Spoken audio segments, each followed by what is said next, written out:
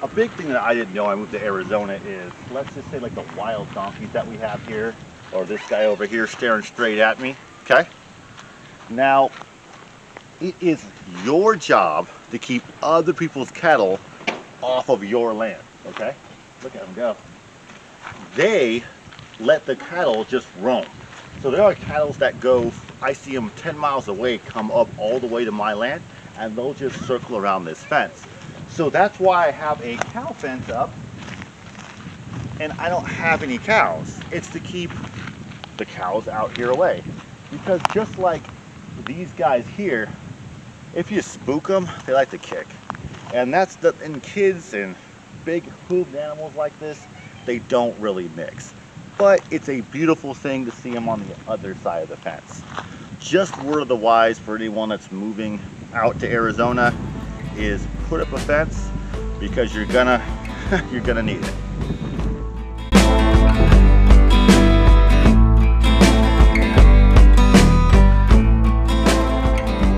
110 today, at least, scorcher, and the garden is popping. Come check it out. Look at this. Look at that. Look at that bad boy right there. See him? Look at that squash. That's grocery store squash right there. That's the size. Now, I use all my recycled gray water to water all of this. All of this is just what would go down the drain. And I was seeing a lot of success. And I plant a lot of things really tight, as you can tell. Like there's corn, lemongrass right there. See how my watermelons are really tight. Sweet potatoes, corn, all those cantaloupes. Everything is packed in real tight. Now, what I didn't know is I wasn't getting enough nutrients. And everything was struggling out here, and I thought it was the water. And I would see things wilt, and I'm like, I need more water, I need more shade. But I had the secret ingredient, and that cycles through with all the gray water, it drains through every day and comes out here. It's in a very diluted, it's probably maybe 1 gallon for every 100. And it really is making everything pop. And again, it's something that would go to waste, and now we're growing food. There is math behind it of what's actually in it. It's in the description, but mainly it's a lot of nitrogen. Now, all the chicken manure and compost I'm using really has the other secret ingredients to it, like potassium and whatnot. But that nitrogen I really need, especially for the corn, the secret ingredient. Now everything is just blowing up. I'm actually getting corn in here. Like you can see it, I can feel it. Like this one's not coming in just yet, but I can feel it like kernels. Like this one actually set. This is gonna produce me some corn, 100%. This one I'm still waiting on to see how it sets out. And all of this started happening, all of this started exploding, all of this growth when I started adding that extra nutrients. Now, when I was using synthetic fertilizers, I would get a synthetic result. It'd be and that would be it. It'd be really, really fast growth. I'd get some aphids, and it wouldn't be the same growth that I'm getting here.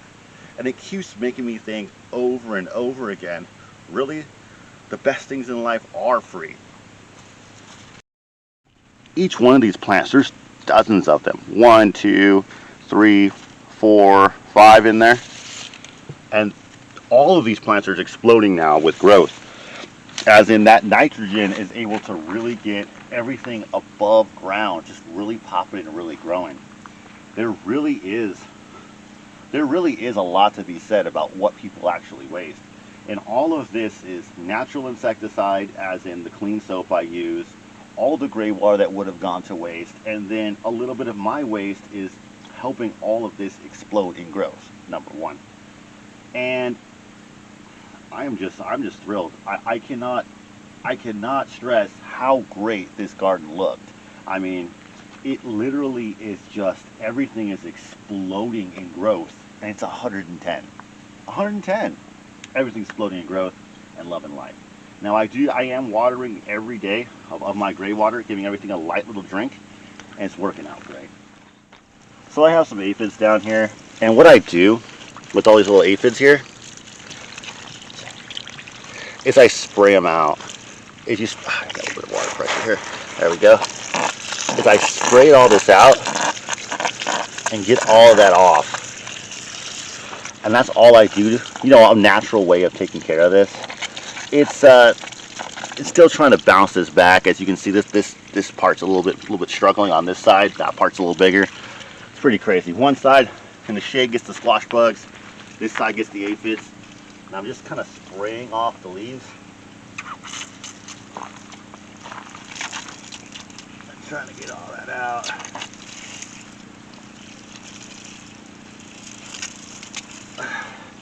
That's what I've been doing to kind of fight them off. You just gotta spray them off and they're done.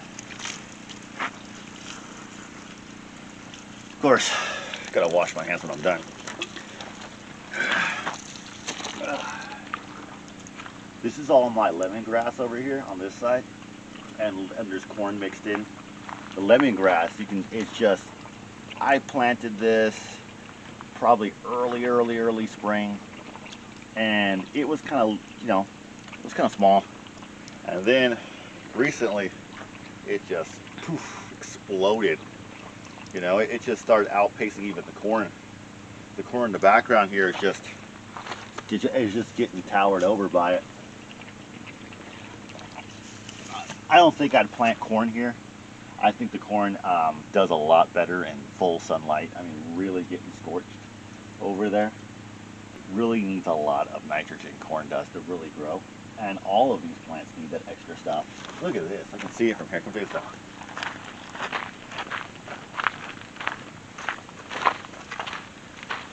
This thing was tiny and struggling. It was almost nothing. Okay, and look at that. Look at all these popping up underneath here. I mean, I'm talking a few weeks ago, this thing was miniature. And in here, this thing was eaten down to a nub from the hornworm. I mean, eaten down to, like, there was just a handful of leaves. Everything up top is new growth. You can see where it kind of ate some of these leaves off. All of this up top is new growth, and it's the same thing.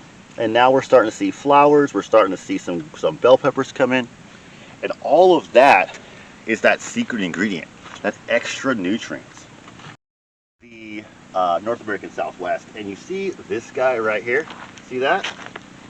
That's called a tarantula hawk, and that thing right there will sting the unholy out of you. They're black with almost like orange wings, and you see them flying a lot around water. That right there, no good.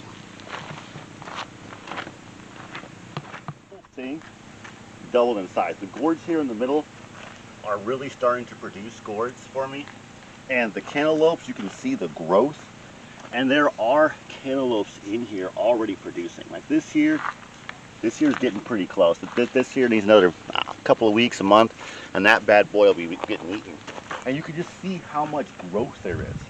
This is packed in really tight. There's a lot of plants in here individually, and they need a lot of nutrients. And well, that nutrients is free. I produce about 600 watts on one system. That's my main house, little tiny house over here, as far as to keep my, you know, electricity. About 600 watts. I have a 10 kilowatt system in there to store all the electricity.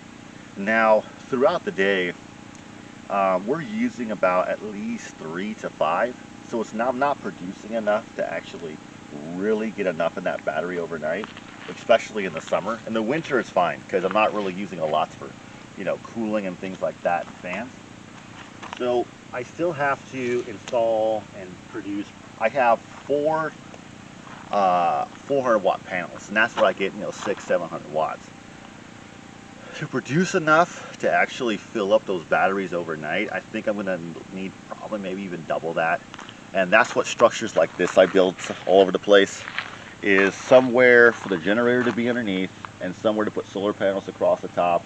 I also put them across the top of the shipping container, but the whole shipping container is full right now. Go ahead and take a look at what I got here. So across the top of this shipping container, I put 4 400 watt panels. And it sounds like a lot. It's 1,200 watts, which is a good amount of electricity. Now, my but it goes really quick. You know, I'm only getting about 600-700 watts because of the angle and how I have it up there. And so using my like a swamp cooler, TV downstairs, kids playing their video games upstairs or whatever, that could all equal up to at least 600 watts easy, just for those couple of small things.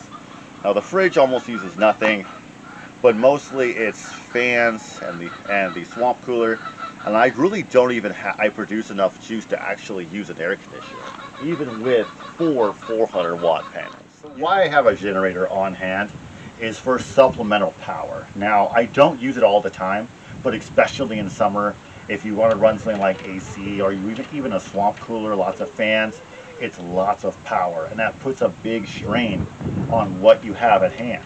And sometimes even a large air conditioner can run, you know, a 10 kilowatt system in a few hours all the way to nothing. So having that backup, having that supplementary fuel to be able just to charge up your system is crucial out in the desert. And also sometimes things go down, sometimes your battery goes dead. Just having a backup, having multiple options, because there are days at a time where the road washes out and I'm stuck out here. And if the system is out of battery, or the opposite, I can't get gas, I have solar. So you kind of go back and forth, always being prepared, always understanding that you're not always going to have things readily available. Today, about 2,500 hours, my Predator 3500 started smoking and finally gave up the ghost. So it just died on me. I tried the 9,000, all the oxygen sensor for the CO2 sensor on it. It went out and it just wouldn't work. I'm having a lot of trouble with Predator generators. Usually, like I said, usually either the engine prematurely goes out on you, or it's the sensors that do. And I really try and keep them with oil changes. It's not really working out for me. So I'm going to change to a new brand. Here I have the Win. Now I got this bad boy for 700 bucks. Now it being dual fuel, so that means you can run off of propane, and it's 4,800 watts. It's actually is a pretty big load you can put on this sucker. And also you can see by the size of this box, it's pretty small. Let's see what comes inside. $700, okay? Now, something like this, I would see the Predator version of this, dual fuel around this size, would be close to $1,000. That's $700 out the door, okay? It comes in the box. It comes with all the oil you're gonna need. It comes with the adapter here to run propane. That is a godsend, because sometimes, especially if you don't use your generator all the time, propane is perfect because it's not going to leave the gas, especially with like E15 they're coming out with right now, in your generator, because it really rots out the hoses. And it also is, you know, after a couple months, just letting it sit, it could really clog up jets in a carburetor. It's all bad. But if you don't use your generator all the time, propane is definitely the way to go. So I'm going to get me a second tank just for emergencies I have over here. You know, everything hits the fan. I don't have any gas. I don't have any, my solar's low. I'm able to even use the propane to power, which I already have a lot of propane tanks around for cooking and heating my water. And I could use one of those to power up my home in case of an emergency. You know what I mean? Like I said, especially monsoon season, it could be days. It can wash the whole road before they grade it. You can actually get out.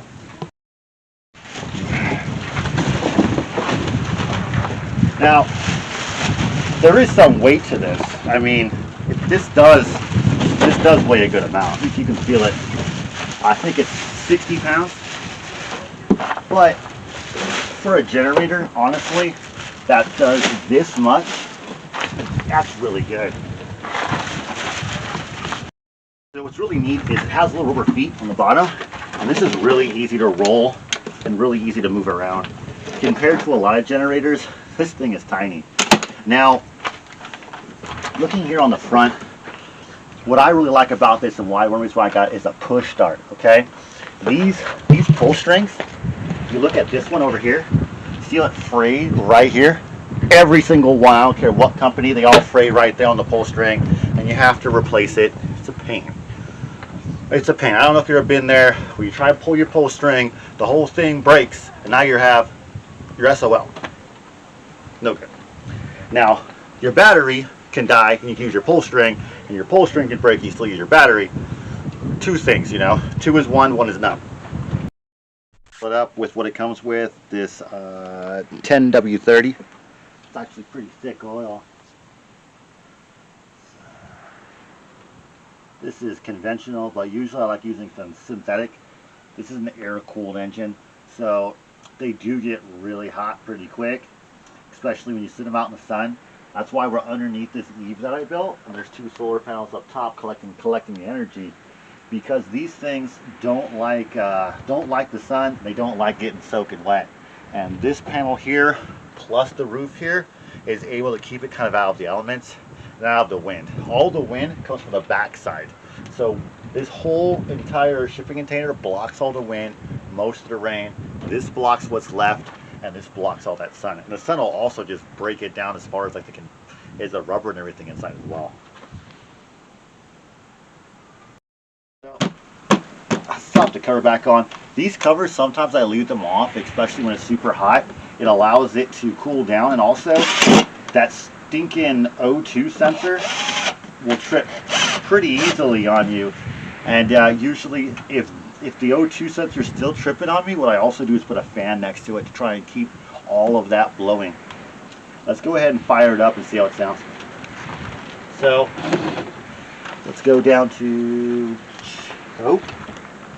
Off with run, choke. This is pretty neat. It comes with a little lithium battery right here. See it? Instead of it being a conventional battery, it's a little tiny little thing here in the corner. It's not turning on with just the battery right now. Maybe the battery needs to get charged up. So I'm going to go ahead and charge it up and use the pull start right now. And then we'll go ahead and see if it starts up after it kind of gets a little bit of charge from the actual generator itself.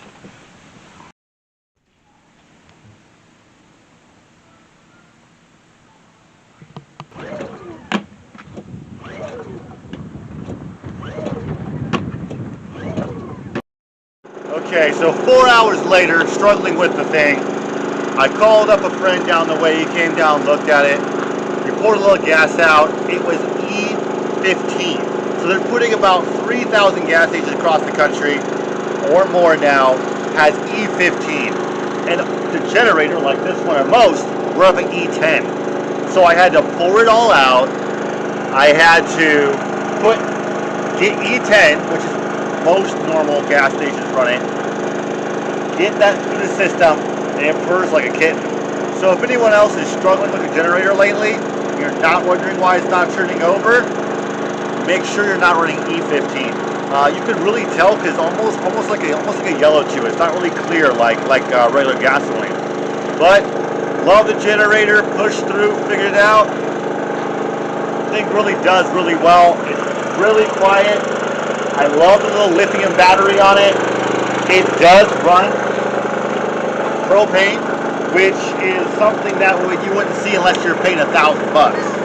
It being name brand, full warranty, customer service, all that stuff, you don't see that for $700. I found this off of Amazon right now. They had a good price for it. Pick that thing up. I'm gonna see this thing working for me for years. It's really quiet too. Thank y'all for tuning in. God bless. I'll catch y'all in the next one.